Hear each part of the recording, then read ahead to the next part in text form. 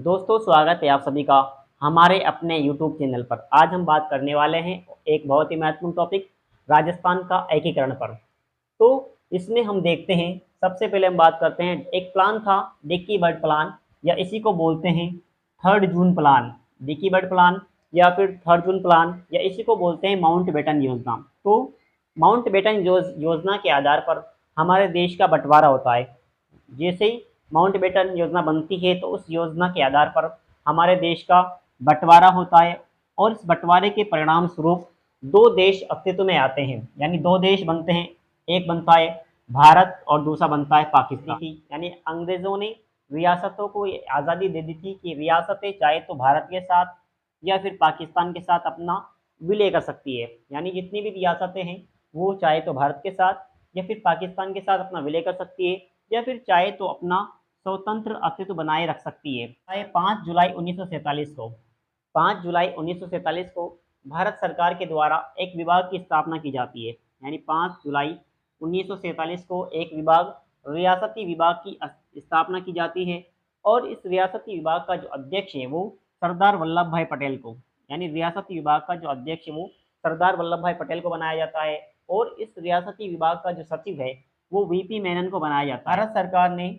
इन रियासतों को भारत सरकार ने जो रियासतें अपना स्वतंत्र अस्तित्व बनाए रख सकती है, यानी जो रियासतें अपना स्वतंत्र अस्तित्व बनाए रख सकती है, तो उसके लिए दो शर्तें तय की। पहली शर्त थी कि जिस रियासत की न्यूनतम वार्षिक आय 1 करोड़ रुपये होगी, जिस रियासत की न्यूनतम वार्षिक आय 1 करोड़ रुपये होगी वो, इसके अलावा जिस रियासत की न्यूनतम जनसंख्या 10 लाख है, जिस रियासत की न्यूनतम जनसंख्या 10 लाख होगी वो रियासतें अपना स्वतंत्र अस्तित्व बनाए रख सकती है।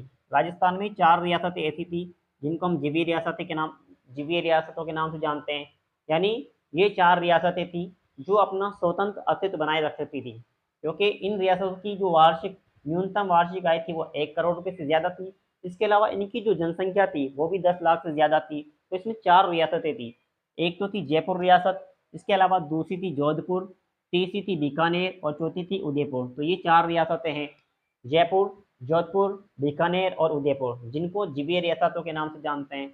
इसके अलावा हम बात करते हैं, यानी राजस्थान का जो एकीकरण होता है, तो राजस्थान का जो एकीकरण है उस एकीकरण को कंप्लीट होने में लगभग 8 वर्ष 7 माह और 14 दिन लगते हैं। यानी आपको ध्यान रखना है, राजस्थान का जो एकीकरण पूर्ण होता है वो लगभग 8 वर्ष 7 माह और 14 दिन में पूरा होता है।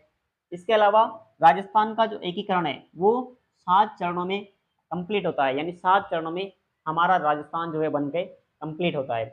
इसके अलावा हम बात करते हैं स्वतंत्रता के समय राजस्थान में रियासतें। तो स्वतंत्रता के समय राजस्थान में 19 रियासतें थी।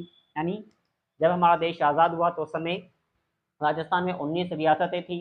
इसके अलावा 3 ठिकाने थे। इसमें एक था लावा, जो अभी वर्तमान समय में टोंक में पड़ता है, पहले जयपुर के अंतर्गत आता था। दूसरा ठिकाना था निमराना अलवर, और तीसरा जो ठिकाना था वो था कुशलगढ़ बांसवाड़ा। तो ये 3 ठिकाने थे। इसके अलावा राजस्थान में एक था केंद्र शासित प्रदेश। राजस्थान में एक था साथियों केंद्र शासित प्रदेश, जिसको हम अजमेर मेरवाड़ा के नाम से जानते हैं। यानी ये एक केंद्र शासित प्रदेश था।